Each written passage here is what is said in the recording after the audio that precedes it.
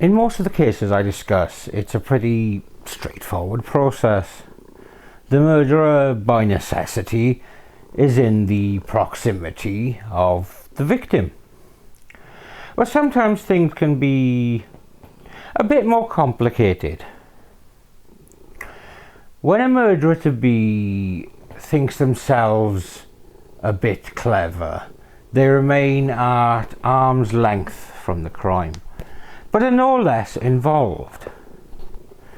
By staying one step detached from the actual crime, they think they've played a blinder and pulled off the perfect crime. But in many cases, like the events I'm going to discuss today, the so-called criminal genius makes mistakes so unbearably stupid that it's a wonder that they put their trousers on the right way around.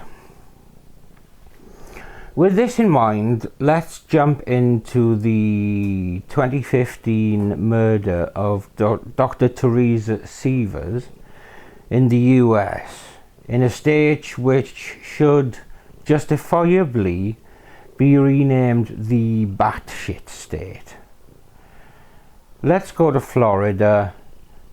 This is the convoluted case of the murder of Teresa Sievers, and this is Murder of Crows.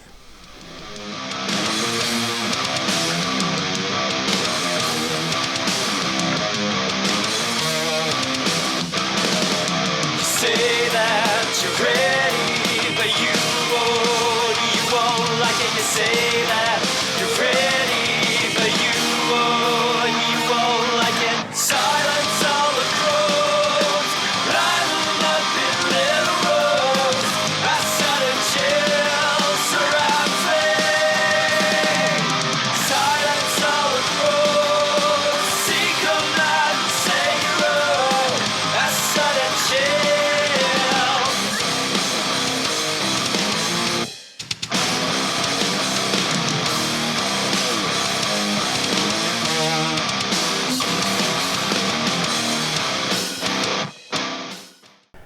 Teresa Sievers, whose maiden name was Tottenham, was born in Connecticut in 1967.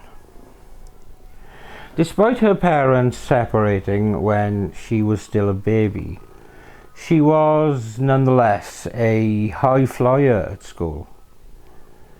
From a young age, she wanted to be a doctor, and her intelligence and determination made the process a relatively straightforward one, with her completing her academics with a residency at the University of Florida. Her first marriage was unsuccessful, but in 2003 she married Mark Sievers, who was the brother of one of her friends. The couple went on to have 2 daughters, and they moved to Bonita Springs in Florida to jointly open a holistic health center, because she was committed to Western medicine, but she had a huge respect for Eastern medicine as well. Now, by 2015, the Sievers daughters were 11 and 8, and from the outside looking in, they were the perfect family. But as is often the case, behind the veneer, things were fraught between the couple, with the marriage decidedly on the rocks. But the family was still operating very much as a unit, and when the family went to an event with some extended family in upstate New York, Teresa needed to return home as she was due to see patients at her clinic. Now, rather than disrupting the holiday her daughters were enjoying, she left Mark and their daughters to enjoy a few more days in New York. So she was due to see patients on Monday the 29th of June 2015, and so had travelled back to Florida on Sunday the 28th of June.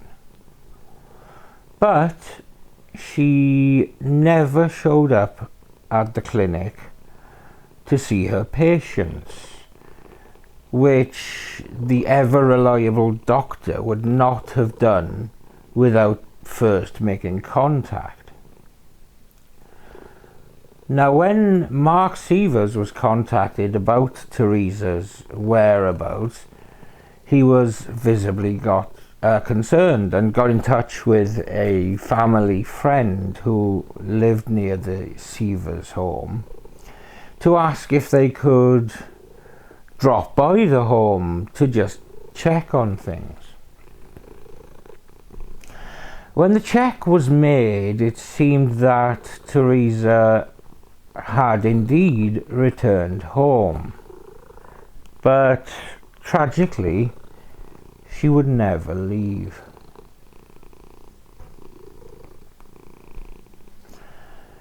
Teresa Sievers' body was found in a pool of blood, and sitting nearby was a blood-stained hammer.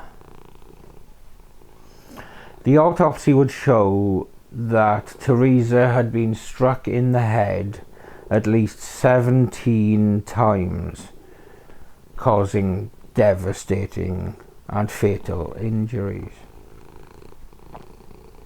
Authorities were mystified as to who would want to viciously attack a cherished member of the community.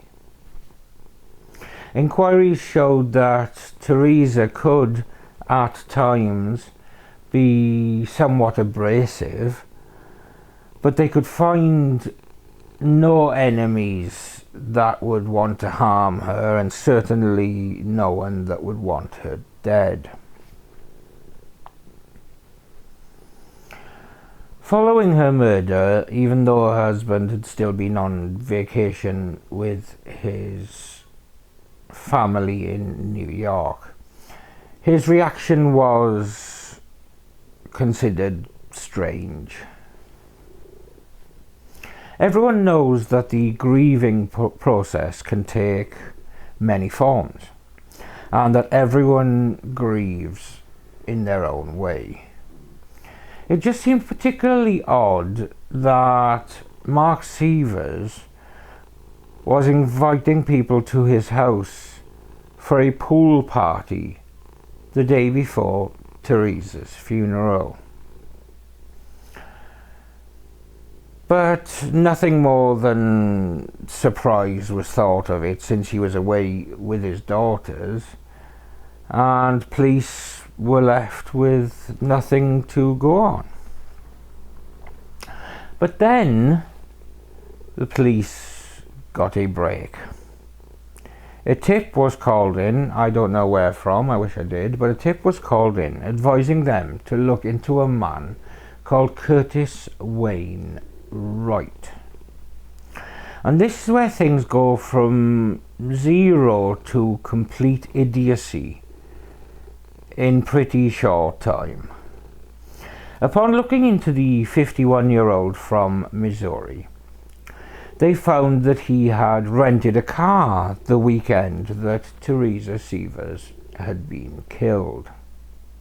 And as is the case with most rental cars in the US these days, it was fitted with GPS locator technology. And Wright made a tadly little road trip, taking 17 hours. And what was the destination for this fucking mammoth trek?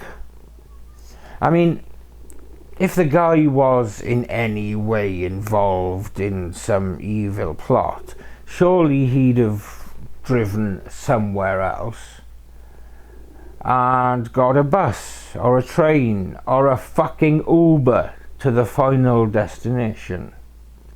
No! The car was tracked directly to the Sievers residence. Fuck me, I just don't get it. Maybe, just maybe, he was having an affair with the attractive doctor. Maybe. But Wright was not alone on his pilgrimage to the batshit state. He was seen on his journey accompanied by a 29-year-old man called Jimmy Ray Rogers.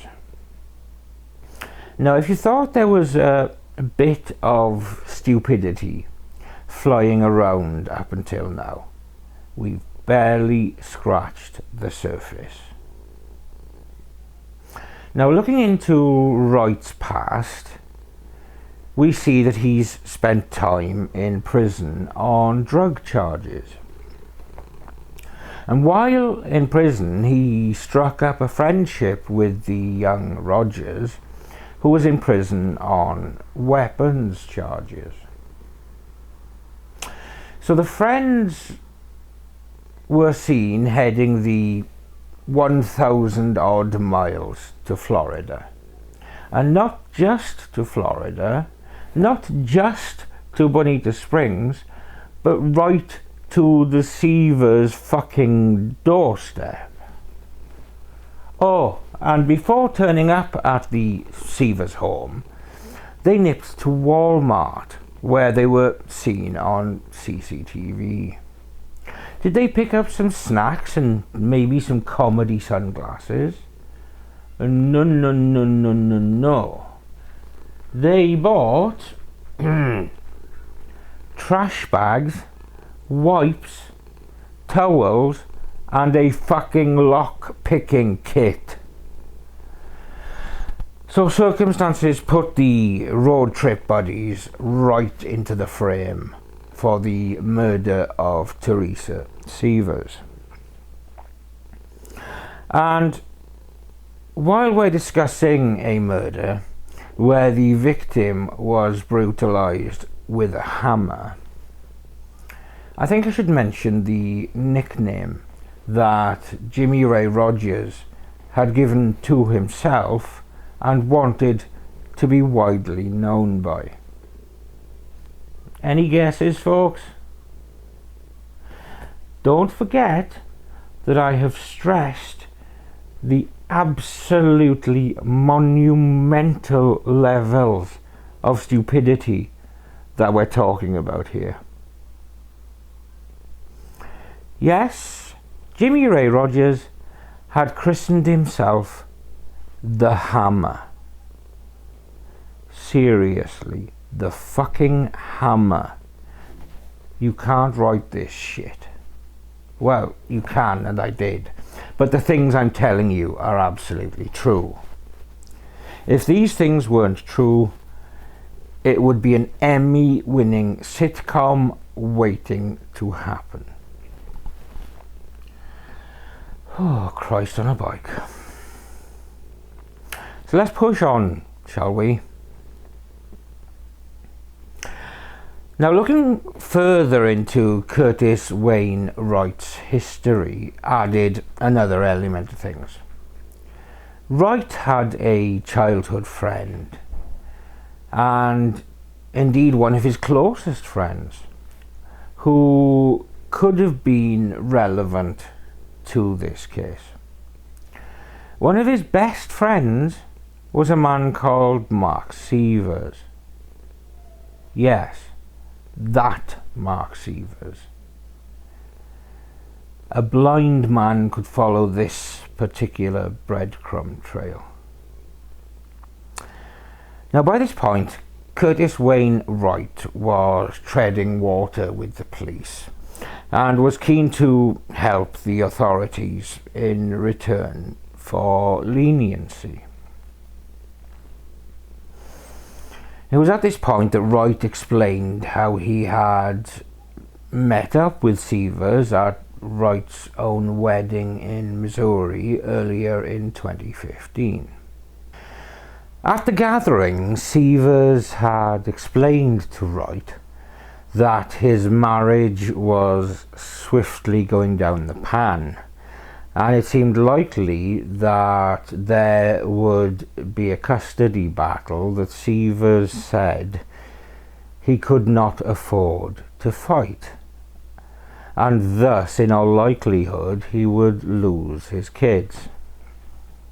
And it was Wright that suggested that Sievers' only realistic option was to kill his wife. As you do if all else fails, murder the spouse. Of course, at this point, we need to look at any life insurance policies that may have been in place for Teresa Sievers. And when we do, we see that Mark Sievers had more than 4 million reasons to want his wife dead. Of course, by getting somebody else to do his dirty work, he would have an alibi and could not possibly be implicated in any murder that may happen, yeah? Well, perhaps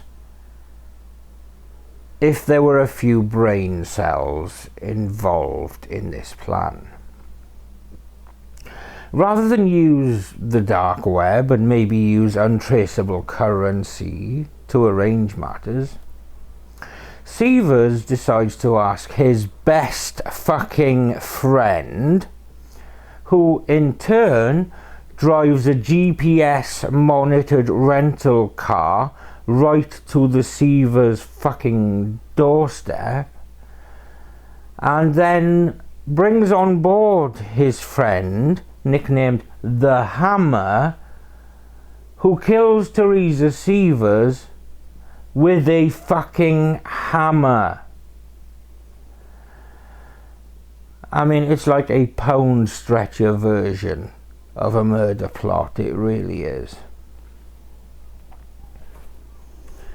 So, at trial, Wright testifies against his best friend as well as his little hammer-wielding friend. Wright then manages to get away with a 25-year sentence for second-degree murder.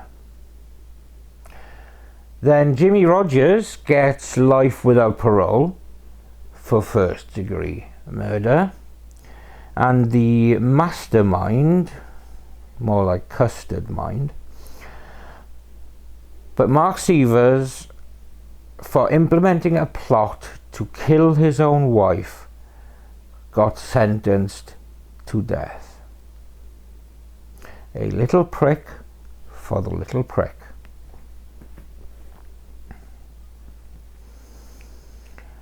After his arrest, custody of the two Sievers girls was awarded to Teresa's mother, Mary Ann Groves. His death sentence, handed down in 2019, was ratified by Florida's Supreme Court in 2022. He is, of course, still pushing all avenues in terms of appeals, but in the meantime he remains on death row at Union Correctional Facility in Florida. So there we have the case of Teresa Sievers.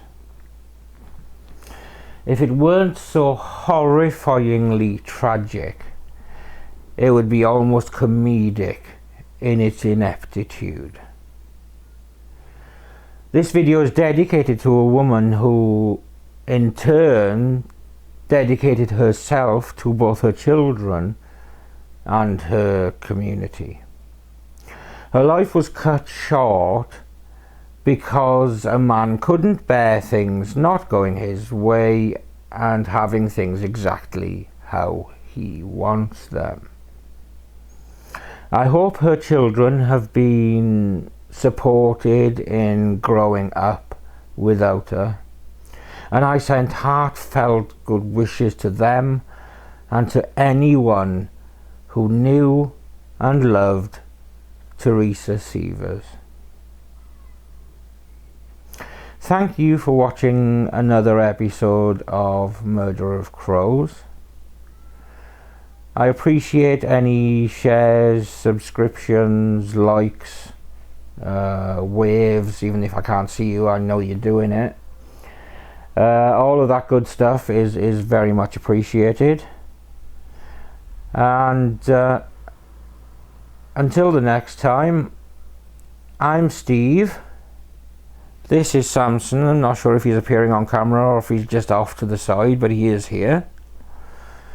And we will see you when we see you.